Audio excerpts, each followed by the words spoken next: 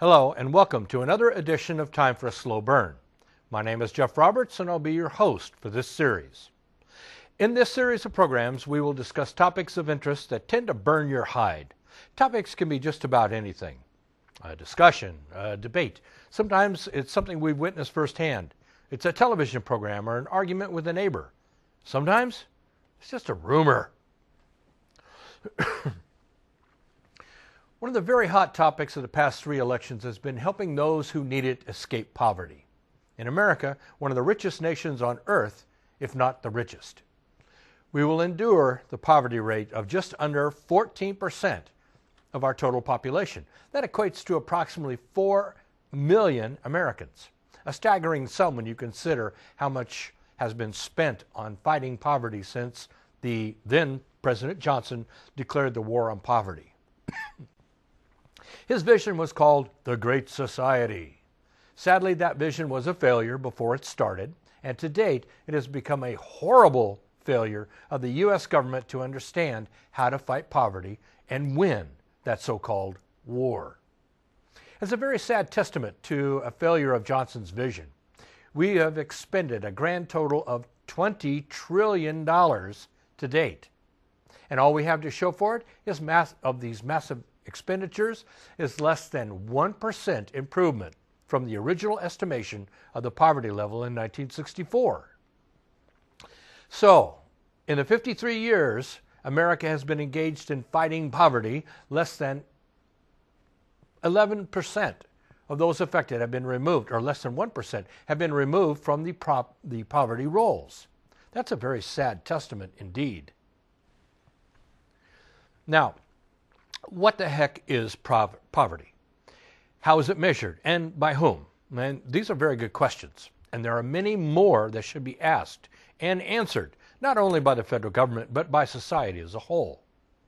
While we're doing my research for this topic, I found multiple sources, all filled with details of just about every factor you could possibly consider with regard to poverty. Sadly, the U.S. Census Bureau has developed guidelines and thresholds for defining and categorizing poverty. We now have categories for those over the age of 65, under the age of 65, single household, two-person household, multiple person households that are related, and those that are not related. Households with children, without children, not related children, and so forth and so on, and Scooby-Doo. The U.S. Census Bureau considers the poverty threshold in dollars based on income, the state you live in, and many other factors. Supposedly all to determine the person's eligibility for specific programs to fight poverty, and of course, to provide valuable statistics for the government budgeting purposes, usually for those said programs. Really, after 53 years, $20 trillion, and we've only experienced a net gain or loss of 1% on the war on poverty?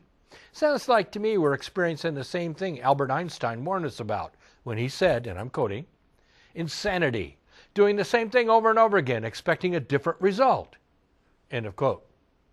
One of the sources I found very interesting and very close to home is the Institute for Research on Poverty at the University of Wisconsin at Madison.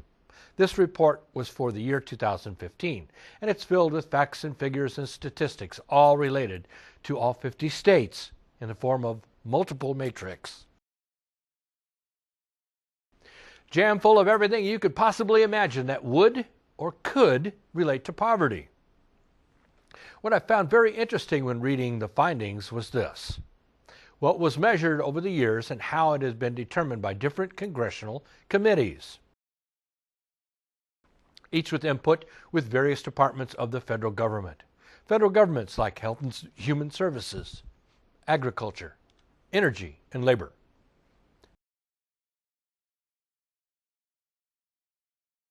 Another invaluable source of the information is the Consumer Price Index, which shows cost of consumer goods and services throughout all 50 states, especially in urban centers. By the time I read through the entire report, my brain was dead, but I still had an epiphany. Congress and the various committees have bent, folded, mutilated the stats to suit their own purposes for over 50 years. Thus, the dollars continued to flow. just like sand, nonstop for 5 decades. And we have nothing to show for it. Isn't that lovely? Your tax dollars at work. To explain the difficulty we as Americans face when we consider the best route out of poverty is Arthur Brooks, the president of the American Enterprise Institute. Mr. Brooks is a guest lecturer for Prager University. So here is Arthur to explain his view on poverty. Enjoy. What's the best way to help poor people escape poverty? Progressives and conservatives have very different answers to this question. But before we explore those answers, let's agree on this. Both progressives and conservatives believe that the government has a moral obligation to help those who, through bad luck or unfortunate circumstances, can't help themselves. Here's what a conservative icon, Nobel Prize-winning economist Friedrich Hayek said on the subject. There is no reason why, in a society that has reached the general level of wealth ours has attained, the first kind of security should not be guaranteed to all. Some minimum of food, shelter, and clothing, sufficient to preserve health and the capacity to work. Whatever the media might tell you, there isn't a conservative out there who would not agree with Hayek's statement. As I've documented in my book, Who Really Cares?, when it comes to philanthropy and charitable giving, conservatives actually outgive progressives by a lot. Where the two sides disagree is on the role the government plays, not in protecting the poor from poverty, but in lifting them out of it. Here's a disturbing piece of data. On balance, since President Lyndon Johnson's War on Poverty programs came fully online in 1966, the poverty rate in America has hardly budged. That rate, as computed by the United States government, was 14.7% in 1966. And today, it's 13.5%. The rate has fluctuated a few points up and down over the decades. The net result is just 1 percentage point of progress. And this is after the government has spent over $20 trillion on poverty relief programs. $20 trillion, the current size of the U.S. debt. And the needle has barely moved. Now, it's true that the official poverty rate doesn't measure consumption. Certainly, poor people today have many more things than poor people did in 1970. Across all income levels, including the poor, Americans are likely to have cell phones, air conditioners, flat-screen TVs, computers, and a car. And life expectancy has lengthened considerably thanks to overall improvements in healthcare. But it demeans poor people to say that this material progress makes poverty less of a problem. Our goal should never be to merely make poverty less miserable for people. Our goal must be to make poverty more escapable. Many progressives offer a straightforward solution: more funding for poverty programs. They believe that we need to transfer more wealth through government taxation from people who have money to people who don't. This is the income inequality argument. Conservatives have a different answer: more opportunity. Conservatives define success by how few people need help from the government, not by how many people we can enroll in government programs. When they see 60% more people on food stamps after the recession than we had before it started, conservatives say, that's not success, that's failure. You see, conservatives believe that simply giving people money doesn't help them escape poverty. On the contrary, it can keep them locked into it. Getting things without working for them is a very hard habit to break, so much so that it can become a way of life. According to my research, earning your way out of poverty is much more empowering and enduring than being supported by a variety of government programs which do little more than maintain people in their poverty. This doesn't mean the government doesn't have a role to play. Indeed, wherever possible, the government and private charities should require people to work in exchange for social assistance. When we do this, we help people in two ways. First, through welfare, we're helping them meet their immediate material needs. And second, through work, we're helping them earn their own success, the key to a fulfilling and dignified life. Whether we're progressive or conservative, shouldn't that be what we want for our fellow citizens? I'm Arthur Brooks, president of the American Enterprise Institute for Prager University. Welcome back. As you can imagine from Mr. Brooks' explanation and the many facets of poverty, this is a discussion that will rage on for the next century at least. At least that's what it looks like. It doesn't really matter which side of the political fence you're residing. The answers are not going to be easy as the government reports. Improved guidelines or measurements, or even increased thresholds. We can't define and implement the best solution for poverty if we're encumbered by the rules that do not define poverty adequately, or increase the number of guidelines and regulations from our own Congress.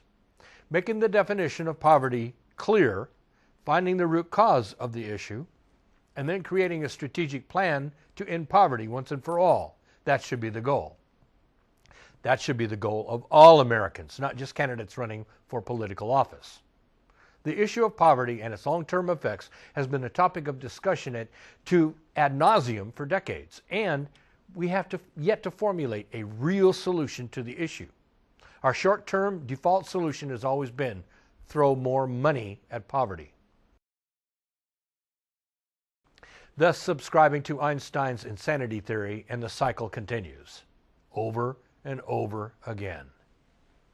There will always be those who are different income levels. Some have high, some have low. Not everyone will be able to equal the earnings of others, no matter how hard they try. Disparities like education, cultural, current economic status, family size, and many other factors have been unfair influences on the outcome and how much money they make. We do not share our way to prosperity for all. We have to work for improvements in economic status, not stick out your hand and whine while you get a regulatory response to improve your economic prosperity and stature. America's economy and fiscal policies are based on capitalism, not socialism, despite the many references to the useful use of socialism by other countries. Socialism is doomed to failure because it takes from those who have and gives a portion of those who do not have, and the government keeps the rest. Very soon, there are none who have except the government. Then what? A guest lecturer named Steven Crowder did an excellent piece on socialism versus capitalism. Steven does his piece in a humorous vein, but I think you'll get the idea. Here is Steven to give his take on socialism versus capitalism. Enjoy. Democratic socialism. It's not the same as socialism because it's democratic, right? Or something, right? People are buying that. People buy that now, right? Apparently. As though adding the word democratic in front of a word changes what it means. Just because we toss something to a vote doesn't change what that something is, nor does it alter whether that something is inherently good or bad. Couple of examples, because I know you'll ask. Hamas was democratically elected as the government in Gaza, despite the fact that the destruction of not only Israel, but the eradication of all Jews is in their official charter. Robert Mugabe, or Bobby Mugabe if you prefer, was democratically elected by a loving majority in Zimbabwe. Zimbabwe, how's that working out? Venezuela? Well, Hugo Chavez, noted personal favorite and friend of Sean Penn, to whom he constantly pointed as being unfairly characterized as a dictator when in fact he was democratically elected as a socialist. Well, how'd that work out for Venezuela? Well, it's now on the brink of collapse, despite it being one of the most resource-rich nations in the entire world. Basic things like eggs, milk, flour, and toilet paper are either too expensive for the average Venezuelan or simply out of stock. Out of stock, mind you, democratically. I know. Some of you will say, well, that's not fair because really we knew all along it technically was a dictatorship. Okay, that's fair. Let's move on to example number 2. Denmark?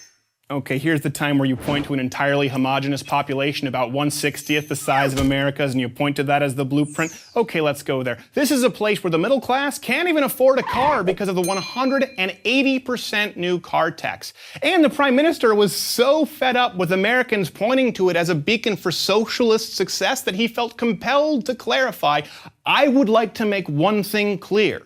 Denmark is far from a socialist planned economy. Denmark is a market economy.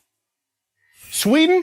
I love Sweden. Okay, great bikini team, and thanks to that country, my armoire now doubles as a bookcase. Speaking of which, the founder of IKEA, let's be honest, the only really cool export from Sweden, aside from a few good hockey players, left Sweden because of the stifling high tax rate. So, Sweden, good place, not bad people, but a successful model for a viable economy in today's global market? Incorrect. The fact is that over time, the greatest enemy of socialism is reality. The reality that human nature will invariably pull certain people toward individualism and success, and others toward laziness and collectivism. The tension between the makers and the takers always leads to socialism's inevitable collapse. But I know that I can give you examples of failed socialist economies until I'm blue in the face, and you won't care. Because at least socialism is inherently more morally altruistic than the evil, greedy, capitalist warmongering seen in the West. Greed? What's more greedy than wanting to take from someone else something that you haven't earned? Unlike capitalism, free enterprise, which can only occur truly through voluntary transaction, socialism can only occur at gunpoint. That's what it comes down to. If you don't pay your taxes, once you get through the IRS and the auditing and the lawyers and the PR stunts, people make you give the government your money, an increasing amount of your money, the more successful you are, or they send in scary men with guns to take you away. Now, so long as the people having their stuff taken away at gunpoint are in the minority, and the majority feels that they'll get to benefit from more said taken stuff, you'll always be able to win that decision through a popular vote and claim the moral high ground through democracy. Putting the word democratic in front of your socialism doesn't make it any inherently more moral nor less violent. Did you get that? American wannabe socialists also. Get a job. Please, like a real job. You'll probably have to shave first. I'm Stephen Crowder for Prager University.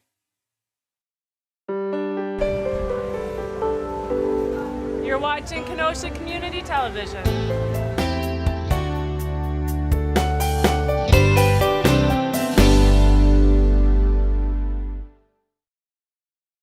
Welcome back. Not long ago, I was very nearly involved in an accident on 104th Avenue here in Kenosha, right in front of the Aurora Hospital. Some dang fool who did not look before pulling out of the hospital parking lot right in front of me. My heart jumped up into my throat. I slammed on my brakes, hit the horn, and he just drove ahead acting like he was oblivious to the mayhem he nearly caused behind him at about 10 miles an hour. The speed limit on that stretch of road is 35 miles an hour. A car was to the left, so I waited until he got past, and then I passed this meatbag. And the first driver yelled at him for not looking before he pulled out and said a few expletives. So did I. I did the same thing as I passed him, and he just flipped me off and kept driving about 10 miles an hour to the intersection to turn onto the 50. Cars all around me were honking their horns and yelling at this fool. One jumped out of his car and screamed at the idiot in his face, and he just yelled back, "Stop driving like a maniac!" What a moron. Some heated words were exchanged, and the driver got back in his car. No road rage. But he was not a happy camper after that. Then 2 days later, I witnessed a foolish driver weaving around on the 50. He was headed east toward the lake. The moron was trying to text and drive, and not doing very well at either one. Commonplace for idiots who text and drive. Drivers who persist on texting while driving are endangering not only themselves, but everybody else in the vicinity. Time to put down the phone and concentrate on what you're doing with a 4,200-pound SUV, not answering a text. The text would cause a death due to inattentive driving. Would that really be worth it? The next few seconds are not paying attention when you're not paying attention to the road ahead. And besides, you could cost your own life or that of someone else who had nothing to do with your idiotic actions. We read daily of accidents due to alcohol consumption, excessive speeding, and just about anything and everything else you can think of. Do not let inattentive driving make you another statistic.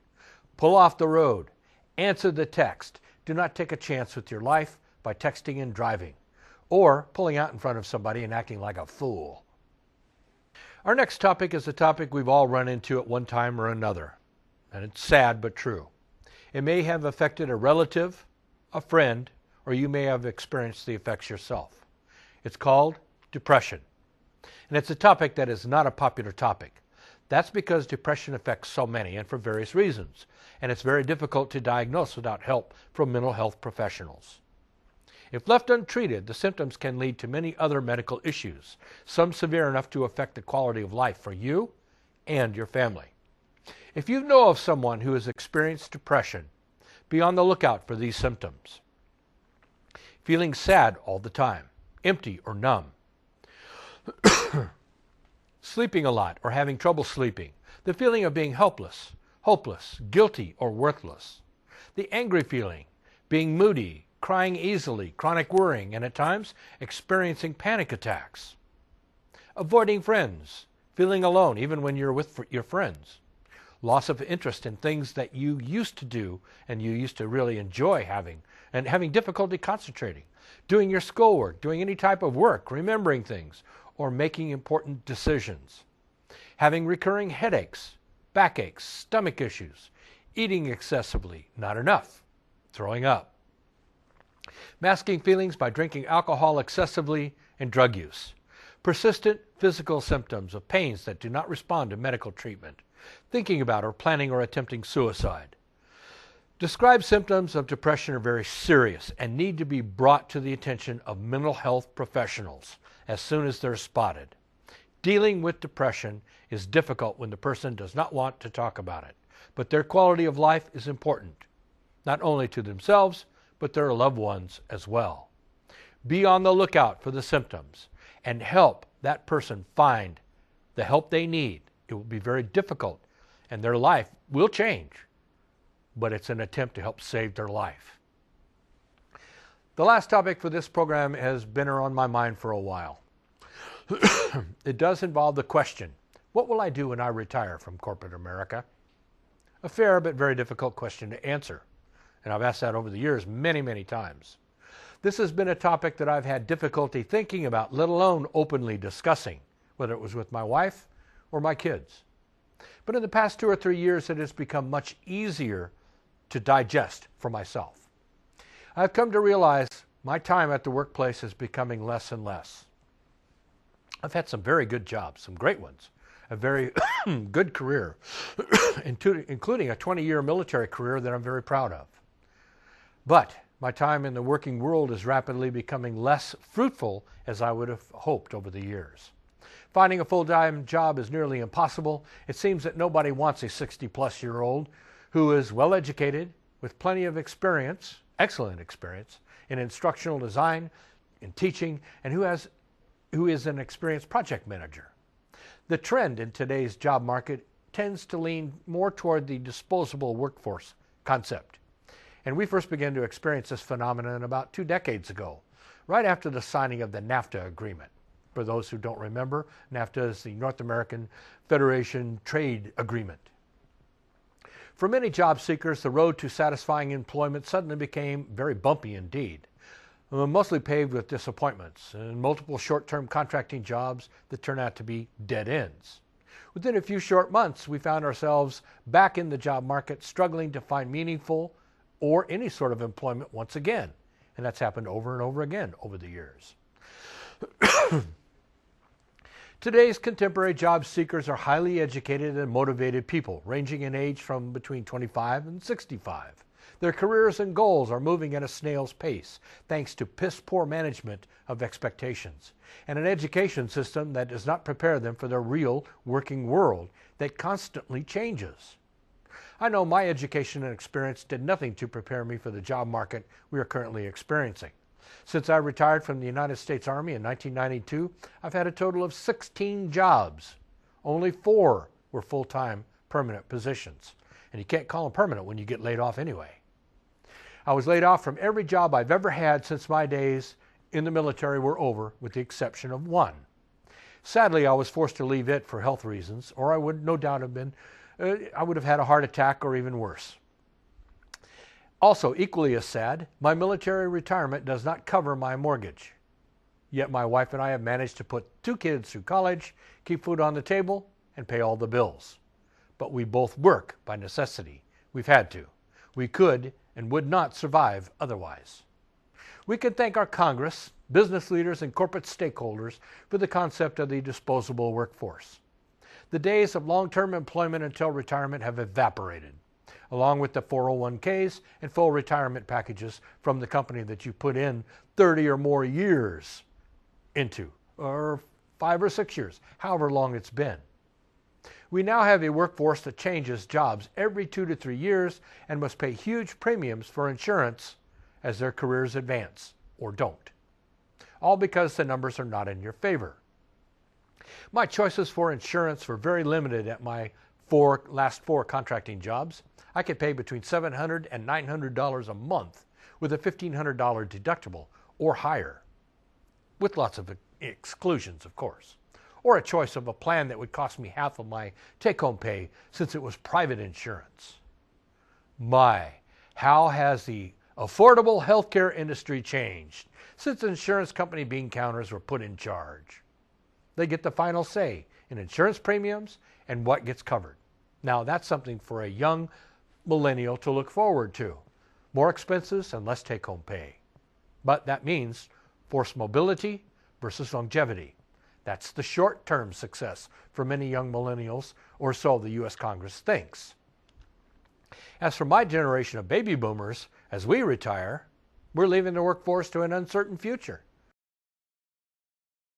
We're faced with reduced Social Security benefits, little savings because of skyrocketing healthcare costs and the rising cost of living. The big ticket purchases will become a thing of the past. No more new cars or pickups every 3 to 4 years. Whoever could afford that anyway. We had to have very serious consideration in downsizing our homes due to increased tax rates and annual cost of education for the neighborhood kids when our kids are grown up. And they're now gone. And they have kids of their own. But we still pay the ever-rising cost of education for the community we live in. We are forced to spend our savings on sad things like prescriptions, paying for the ever-increasing out-of-pocket expenses for just about everything else, including insurance costs and medical care. And watch as our Congress reduces our Social Security benefits, all because we baby boomers are all at fault. The Social Security system is nearly bankrupt. The U.S. Congress used up all the funds paid in to promote their social programs because there would always be money in the fund to pay Social Security benefits. And now, our very own Speaker of the House, Congressman Paul Ryan, has his sights set on reducing Social Security, but wants to keep spending money we do not have on congressional pork projects and the wasteful UN programs. Makes you wonder if term limits on Congress and the state legislatures might not be the right idea after all, doesn't it? But as my wife and I get ready for retirement, once the huge retirement nest egg our once huge retirement nest egg is nearly evaporated, its spending power grows weaker every year. After the 2000 financial market crash, we took a huge hit on our 401ks, plus our savings nearly became extinct. Just think. What was it like for those who were living from paycheck to paycheck? And they got laid off. That is something our congressional leaders have forgotten or never knew to begin with, especially since getting elected to public office is a game for the rich, not those who are middle class or lower in the income strata of America. It takes a 5%er to get elected to Congress, but when you leave, you're a 1%er. So that begs the question, who the heck is zooming who? Are you camera shy but would like to get behind the scenes of the fun-filled world of television production? Then Kenosha TV just might be the place for you. Every week, your friends and neighbors on Kenosha TV create new programs. We always need people like you to help direct the shows, man the cameras, tweak the audio, and have a great time in producing programming for Kenosha viewers. No experience is necessary. Kenosha TV provides the training and equipment for you. For more information, give us a call or go to our website. Well, that's it for another edition of Time for a Slow Burn. Tune in next time for topics of interest that tend to burn your hide. Thanks for watching. Bye for now.